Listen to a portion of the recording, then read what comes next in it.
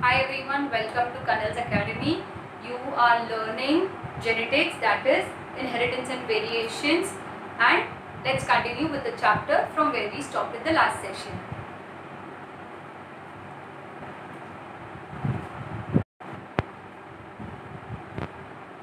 Hi everyone. Okay, until now we've completed so many definitions regarding genetics, inheritance and variations. We've also understood monohybrid and dihybrid crosses. Today we will be understanding about a further part that is regarded to the Mendel's laws of inheritance. Now, what were the Mendel's law?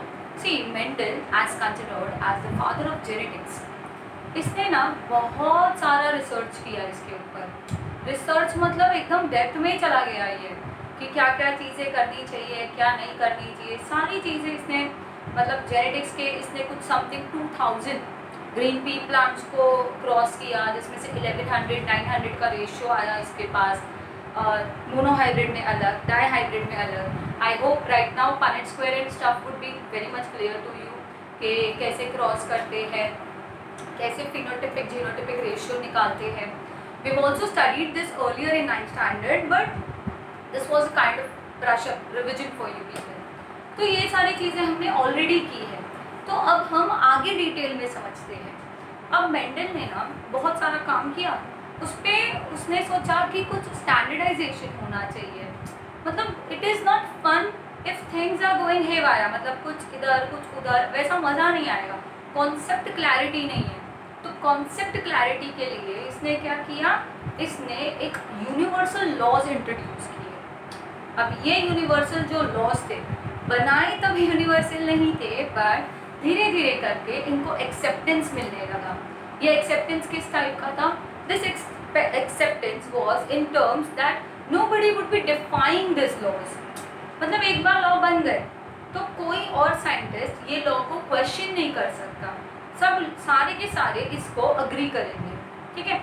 तो अब इसने ऐसे अलग अलग अपने crosses और अपने experimentation से जो ढूंढे थे, लॉज स्टेट किए थे. We will be covering all these laws today. So the first law is law of dominance. अच्छा, before I move further let me tell you certain terms again. Dominant characteristic क्या था?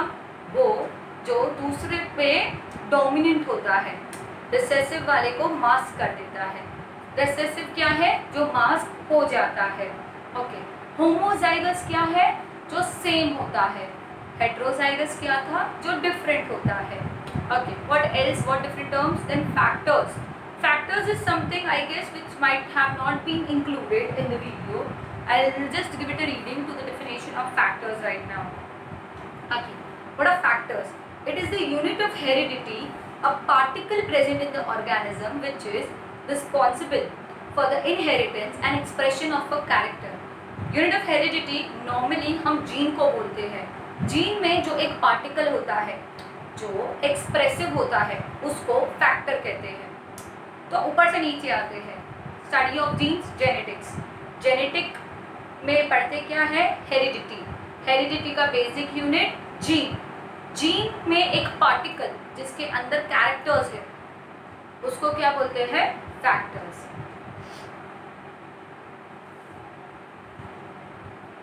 Factor is pass from one generation to next through gametes. Gametes क्या होते हैं? Sex cells जो during reproduction एक जगह से दूसरी जगह पास ऑन होते हैं. Factor determines the genetical that is biological character of an organism. Factor is helping to determine कि इसका जेनेटिकल कैरेक्टर, जेनेटिक कैरेक्टरिस्टिक क्या होगा. ये चीज़ को डिटरमाइन करने में कौन मदद कर रहा है? फैक्टर्स मदद कर रहे हैं. And it is something very easy over here. क्या कर सकते हैं इसमें? दैट जब ये कैरेक्टरिस्टिक्स पास ऑन हो रहे हैं तब ये चीज़ को ध्यान ना देखा जाए कि विच इज़ द डोमिनेंट और which is recessive. Factors pass on के टाइम पे बस कैरेक्टर जा रहे हैं from one parent to another. अब अगर वो डोमिनेंट है तो एक्सप्रेसिव होंगे, अगर वो रिसेसिव है तो एक्सप्रेसिव नहीं होंगे. So I hope this is absolutely clear. Factors क्या है? A particle present in the gene which determines the characteristic which is passed on from one generation to another generation. It may be expressive और may not be expressive. Okay, so this is the definition for factors. Now we start with Mendel's law of inheritance. Mendel proposed three basic postulates on the basis of which three laws are formulated, brought together, put down together. These are described as first, law of dominance.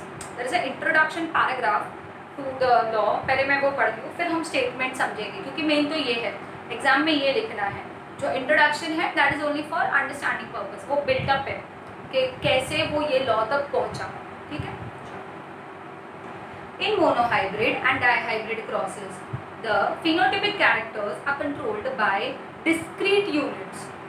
चाहे monohybrid हो मतलब one fusion वाला या dihybrid हो, दोनों में ही discrete मतलब क्या, unique, different character discrete units are present. These units are called factors. ये क्या करते हैं, कैरेक्टरिस्टिक्स को एक जनरेशन से दूसरी जनरेशन पास ऑन करते हैं. In a dissimilar pair of factors, one member of the pair dominates. Dissimilar pair मतलब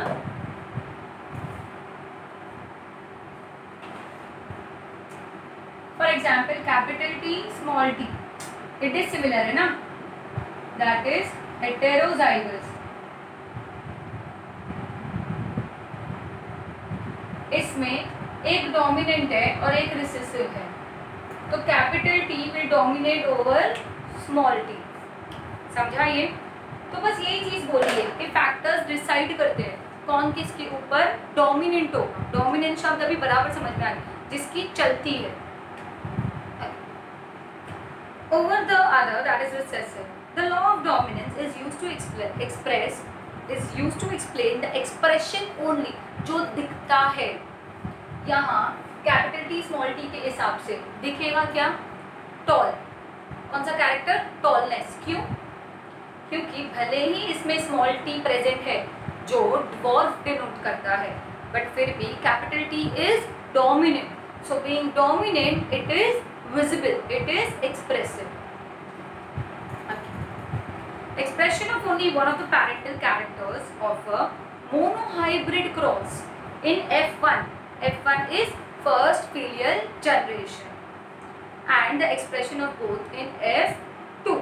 मतलब यही आगे जाएगा, F1 में भी ये दिखेगा, F2 जब भी वो नीचे सेकेंड क्रॉस करते हैं ना, उसमें भी तो दिखता ही है ना capital characteristic.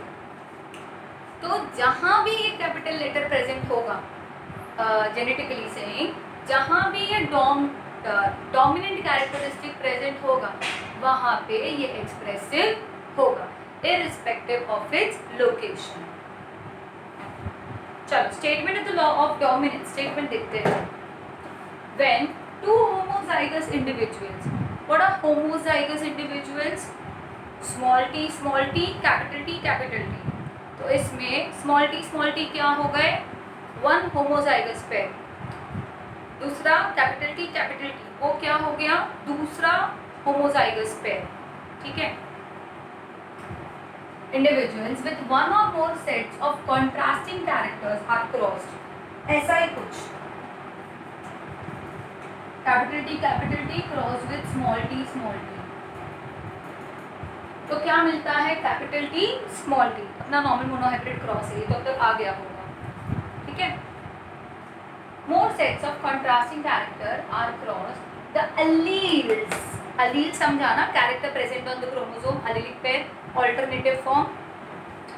Characters that appear in the F1 are dominant, and these which do not appear in F1 are recessive. तो ये क्रॉस के हिसाब से F1 क्या है, कैपिटल टी स्मॉल टी. इसमें से कौन एक्सप्रेसिव है, कैपिटल टी. तो वो क्या हो गया, डोमिनेंट. स्मॉल टी क्या हो गया, recessive. So I hope this is understood now कि कौन डोमिनेंट है और कौन रिसेसिव है. आगे बढ़ते हैं. चलो, statement has to be learned word to word. हाँ चलो, डेफिनेशंस और स्टेटमेंट सब वर्ड टू वर्ड लर्न करना है.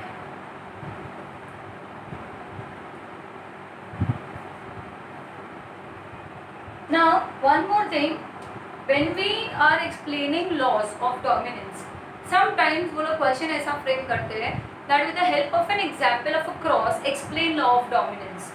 तो क्या करेंगे, अभी जैसे मैंने ये एग्जाम्पल लिया कैपिटल टी वाला, तो तुम लोग यही एग्जाम्पल ले लो कि there are 2 parents homozygous pairs, capital T tall, small T dwarf.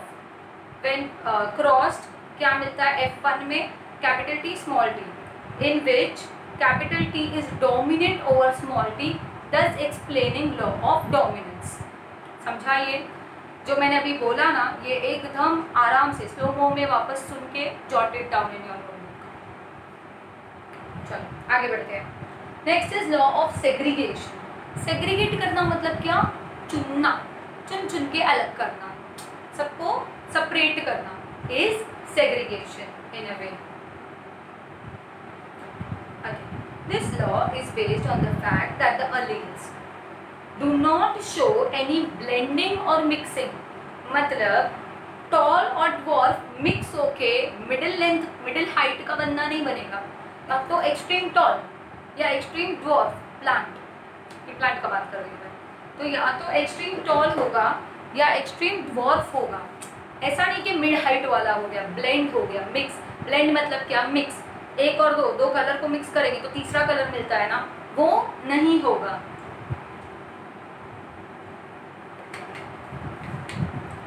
They will always stay segregated, separated. समझा, हमेशा अलग अलग रहेंगे. क्यों? क्योंकि उनका खुद का यूनिकनेस है, उनका खुद का एक्सप्रेशन है. तुम चाहे ही उनको मिक्स कर दो, भेल, हम भेल खाते ना, भेल में चाहे ही सारी चीज़ें मिक्स कर दी. यू नो केमिस्ट्री का definition of mixture, even though you are mixing all different substances together, still they do not change their chemical properties. That's the definition for mixture. भेल का एग्जाम्पल क्यों लेते हैं, क्योंकि सेब, कुरमुरा के कुछ भी डाल दो, टमाटर, कांदा, कुछ भी डाल दो, सबका खुद का टेस्ट रहेगा. ब्लेंडेड नहीं होंगे, वो मिक्स नहीं होंगे. Whereas if you are making खिचड़ी में कुछ भी डाल दो, सब ब्लेंडेड हो जाता है. वैसे ही लॉ ऑफ सेग्रीगेशन कहता है कि कैरेक्टरिस्टिक्स जो पनेट स्क्वायर में दिखते हैं, पनेट स्क्वायर में जो हमको मिलता है ना, कैपिटल टी स्मॉल टी, वो सारे सेग्रीगेटेड है. मतलब वो सब अपने आप में अलग कैरेक्टरिस्टिक शोकेस करते हैं, एक्सप्रेस करते हैं. अब दिखेगा कौन सा, वो डिपेंड करता है उनमें से डोमिनेंट कौन है. दिस इज लाइक क्लासरूम में 10 बच्चे बैठे हैं, 10 में से 8 बच्चे शांत हैं, 2 बच्चे मस्तीखोर हैं, तो 8 हो गए रिसेसिव और 2 हो गए डोमिनेंट वाले. बैठे 10 हैं, बट टीचर की नज़र में 2 ही बच्चे आ रहे हैं. Why? Because those 2 are dominant. ठीक है. Now although 10 students sitting together, still they will not blend in. मेरे लिए एक बच्चा कुछ अलग है, दूसरा बच्चा कुछ अलग है, वैसा समझा. For me one child is Prajwal, for me other child is Jayesh. ऐसा मेरे को पता है अलग अलग बच्चे कौन अलग अलग है, तो वो ब्लेंड नहीं होंगे. They are segregated and they are dominant in their own characteristics and expressive as well. समझा. तो पनेट स्क्वायर में भले ही कैपिटल आर स्मॉल आर किधर भी चला जाए जब क्रॉसिंग होती है, बट वो जिधर भी होगा उधर से खुद को एक्सप्रेस करेगा. आई hope this is absolutely understood. आगे बढ़ते हैं. दिस लॉ, चलो law of segregation. This law is based on the fact that the alleles do not show any blending and mixing, and both the alleles characters are recovered as such in the F2 generation. F1 के जो parent थे, capital T small T समझो, dihybrid लेते हैं, उसमें मजा आएगा. Dihybrid में parent number 1 capital R capital Y. Parent number 2 small Y. Parent 1 दोनों हाइब्रिड कर दिया उसका, F1 कर दिया उसका, F2 हो गया समझो. F2 के टेबल में जो पहला बॉक्स होता है उसमें क्या है, कैपिटल आर कैपिटल वाई. और जो लास्ट 16 नंबर का बॉक्स होता है वो क्या है, स्मॉल वाई. मतलब जहाँ शुरू किया था पेरेंट्स को जो थे वो वापस F2 में वापस आ गए. मतलब उन्होंने अपनी आइडेंटिटी खोई नहीं, वो लूज नहीं हुए, वो एक्सप्रेसिव ही रहे। आई hope this is understood. During formation of gametes these two alleles factors obviously separate और segregate। जब भी मिक्सिंग, जब भी क्रॉसिंग शुरू होता है तब ये ऑटोमेटिकली खुद के हिसाब से खुद को सेग्रीगेट कर देते हैं।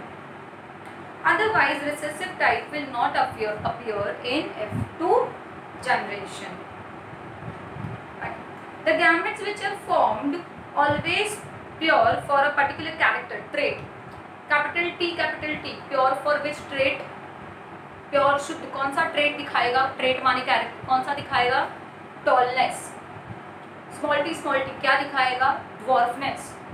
कैपिटल आर क्या दिखाएगा, राउंड। कैपिटल वाई क्या दिखाएगा, येलो। अ गैमेट में कैरी ईदर डोमिनेंट और recessive factor but not both. Capital Y middle end है कि ना टॉल ना ड्वार्फ, मिड हाइट का है, नहीं, not both, either one, either tall और dwarf, but we know tall is dominant, तो क्या दिखाएगा, tall. That's why it is also called as law of purity of gametes. Gametes की purity, वो जैसे है वो वैसे ही दिखेंगे, स्पेशली अगर वो डोमिनेंट है तो वो लॉ ऑफ डोमिनेंस के अनुसार डोमिनेंट ही एक्सप्रेस होंगे। समझा? तो सेग्रीगेशन में ये समझ आ रहा कि भले ही सब मिक्सिंग करने की कोशिश की जाए, स्टिल वो कैरेक्टर सेग्रीगेट सेपरेट होकर रहेंगे और खुद की अलग आइडेंटिटी बना के रहेंगे। प्लस जहाँ से शुरू किया था पेरेंटल जनरेशन में, वो at the end of the dihybrid cross दिखेगा, दोनों के दोनों कैरेक्टरिस्टिक्स दिखेंगे, कोई कैरेक्टर इधर उधर मिस आउट नहीं होगा। Statement of law of segregation. The law states that when hybrid forms gametes, hybridization, mixing forms gametes, the alleles segregate from each other and enter in different gametes.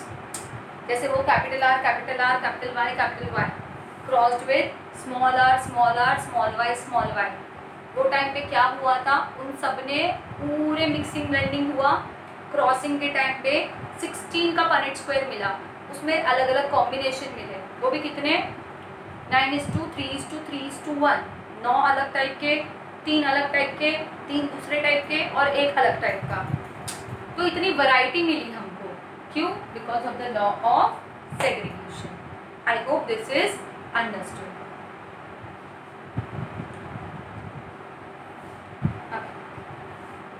The gametes formed are pure in that they carry only one allele, each either dominant allele or recessive allele, या तो dominant दिखेगा या recessive दिखेगा। Hence this law is described as law of purity of gametes। तो law of segregation का दूसरा नाम क्या है, law of purity of gametes। अब ये बच्चा लोग याद रखना है, बिकॉज एग्जाम में एज ए सेपरेट टॉपिक आ सकता है। Law of purity of gametes explain करो तो याद रखना है, दोनों एक ही चीज़ है। चलो the last one, law of independent assortment. Independent मतलब क्या, जो खुद के बलबूते पे है। This law is based on dihybrid cross. It is basic principle of genetics developed by Mendel. It describes how different genes or alleles present on separate chromosomes independently separate from each other during formation of gametes. These alleles are then randomly united in the fertilization. Okay, ये क्या बोलता है independent assortment में? Independent assortment says that ये लोग जब भी hybridization के लिए आगे जाते हैं, मतलब आधे मम्मी के कैरेक्टर और आधे पापा के कैरेक्टर जब मिक्स होने के लिए आगे जाते हैं, ठीक है, एट दैट मोमेंट क्या हो जाता है कि ये लोग खुद को इंडिपेंडेंटली असॉर्ट करते हैं। इंडिपेंडेंटली असॉर्ट मतलब क्या, असॉर्टमेंट का मतलब क्या होता है, असॉर्टमेंट का मतलब होता है arrangement which is very random. I tell you, I have a mix fruit का चॉकलेट बॉक्स, उसमें तो अलग अलग फ्लेवर्स की, फ्रूट फ्लेवर्स की चॉकलेट्स है, तो एवरीथिंग, वो मार्बल्स आती थी ना, मार्बल्स वैसा, ठीक है। तो जब मैं वो पर्पल कलर का खाती हूँ ना तो मुझे ब्लूबेरी का टेस्ट आता है, ब्लैकबेरी का टेस्ट आता है, ठीक है। फिर जब मैं येलो खाती हूँ ना तो मेरे को लाइम का टेस्ट आता है, ऑरेंज खाती हूँ ना तो ऑरेंज का टेस्ट आता है। तो बस यही चीज़ है कि जब ये पैकेट में उसमें डाला, फिर भी जब एक एक करके खाया तो उनका एक अलग असॉर्टेड फ्लेवर आया। वैसे ही जब जब डाइहाइब्रिड क्रॉस हो जाता है, उसके बाद जब हम एक एक बॉक्सेस को देखते हैं वो सब अपने आप में इंडिपेंडेंटली असॉर्टेड है। In what ratio? 9:3:3:3:1 ratio. Okay. In dihybrid cross, F2 phenotypic ratio is 9:3:3:1. Indicates that the two pairs of the characters behave independent of each other. मतलब राउंड को येलो से लेना देना नहीं है, वो तो रैंडमली असॉर्ट होके साथ में आ गए हैं, समझा? जैसे कि मैं बोलूँगी कि नहीं एक टाइम पे एक मार्बल नहीं 2 मार्बल साथ में खानी पड़ेगी और मैं बिना देखे दे रही हूँ, तो कौन सी आने वाली है? समझो एक पर्पल आएगी तो पर्पल के साथ दूसरी कौन सी आएगी वो मेरे या तुम्हारे पे नहीं है। लाइम भी आ सकती है, ऑरेंज भी आ सकती है, स्ट्रॉबेरी भी आ सकती है, वैसा। तो कैपिटल आर स्मॉल आर और कैपिटल वाई स्मॉल वाई एक दूसरे पे डिपेंड नहीं करते हैं। हो सकता है कैपिटल आर साथ में आ जाए बट स्मॉल वाई साथ में आ जाए। मतलब सिंपल लैंग्वेज में ऐसा ज़रूरी नहीं है कि अगर 2 कैरेक्टरिस्टिक्स है राउंड और येलो तो दोनों के कैपिटल लेटर साथ में या दोनों के स्मॉल लेटर साथ में, ऐसा ज़रूरी नहीं है। हो सकता है एक का कैपिटल लेटर और दूसरे का स्मॉल लेटर, हो सकता है एक का एक कैपिटल एक स्मॉल, दूसरे के दोनों small, something like this. Capital R small capital Y small Y. अब ये देखो ऐसा भी हो सकता है, मतलब येलो राउंड पे डिपेंड नहीं करता है। पनेट के टाइम पे कोई भी किसी के साथ भी जाएगा, ऐसा कोई लॉ नहीं है कि कैपिटल लेटर्स हमेशा साथ और स्मॉल हमेशा साथ। कोई भी कैसे भी रैंडमली असॉर्ट होके एक नया कॉम्बिनेशन बनाएगा। आई hope this is understood.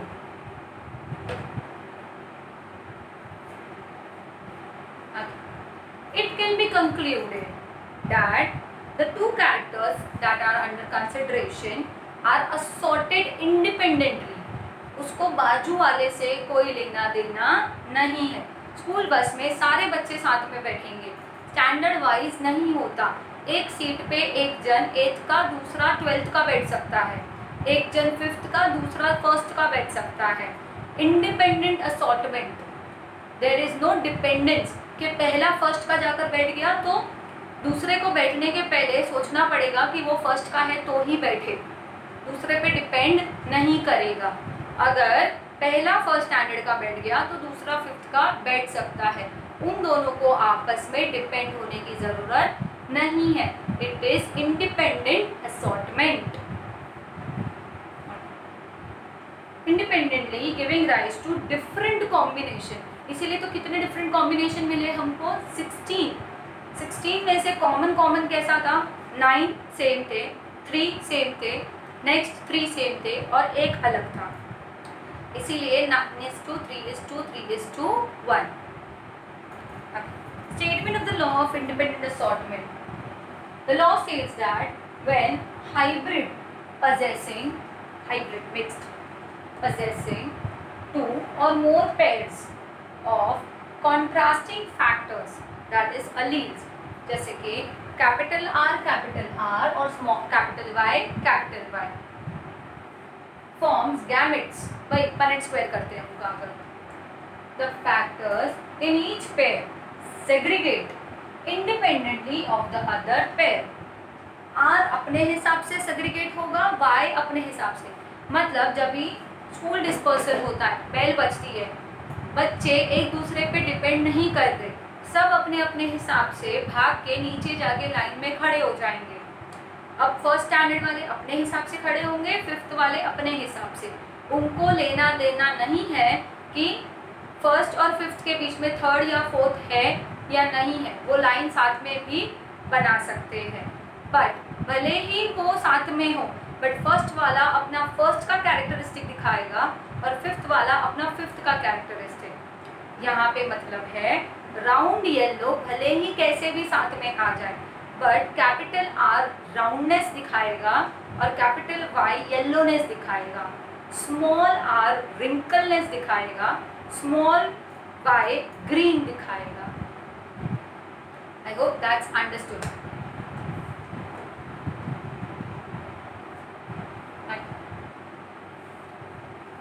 So with this we have completed the law of Mendel's law of inheritance. Now I want you to learn all the 3 paragraphs which are there in your textbook. I hope until now you have the textbook. So पहले हमने definitions किए, अब तुमको textbook से ये तीनों के तीनों paragraphs learn करने हैं word to word. Statement में तो बिल्कुल इधर ऊपर नीचे नहीं होना चाहिए, एकदम word to word. And जितने भी examples मैंने पढ़ाते हुए बोले हैं वो एग्जाम्पल्स भी नोटबुक में लिखो। मतलब लॉ ऑफ डोमिनेंस है तो capital T small T cross capital T small T. Law of segregation इसमें भी सेम कर सकते हो, ये वाला ही ले सकते हो या डायहाइब्रिड का ले लो। लॉ ऑफ इंडिपेंडेंट असॉर्टमेंट में तो पूरा डायहाइब्रिड क्रॉस ही करो और लास्ट में जब 9:3:3:1 आता है तब नीचे एक स्टेटमेंट दे दो कि ये capital R roundness, capital Y yellowness, small R wrinkleness और स्मॉल वाई ग्रीननेस, ये सारी चीज़ें एक दूसरे पे डिपेंड नहीं करती। They are independently assorted but expressive if dominant. I hope this is absolutely understood. See the chapter is very lengthy but quite interesting. अच्छा, आई होप तुम लोगों ने पढ़ाई को ऐसा ये नहीं लिया है कि समर वेकेशन है आराम से करेंगे, वैसा नहीं करना है बच्चों को। I don't know when we will be meeting each other, but तब तक make sure that you people realise that we are science students और हमको सेम पेस में रहना है। कॉलेज कब शुरू होगी, सब कब ठीक होगा, वो तो किसी को भी नहीं मालूम है, बट हमको ये पता है कि अगले साल की मार्च महीने की एग्ज़ाम अगले साल के मार्च महीने में ही होगी। उसमें अब तक तो कोई चेंजेस आने के चांसेस नहीं है। So keep your preparation apt. Now think about the students जिनको अब तक एग्ज़ाम पेंडिंग है, वो फिर भी स्ट्रेस में हो सकते हैं, बट तुम्हारा तो एकदम सेट है। You have got extra time right now, then you don't have to worry about going to college, attending practicals classes, ये सब का टेंशन नहीं है। तुम्हारा टॉपिक ऑफ टेंशन ही नहीं है ये कि आगे कॉलेज में प्रैक्टिकल कैसे होगी, ये कब होगा, वो उनका प्रॉब्लम है, कर लेंगे वो मैनेज। तुम्हारा फिलहाल काम है जो लेक्चर्स चल रहे हैं, जितना सिलेबस हो रहा है वो पढ़ो एंड कीप रिवाइजिंग। और सबसे इम्पोर्टेंट वो ट्रैक पे रहो कि पढ़ाई चालू है और चालू रहनी चाहिए। Okay, I hope you will take this seriously. Keep learning, stay safe, bye bye.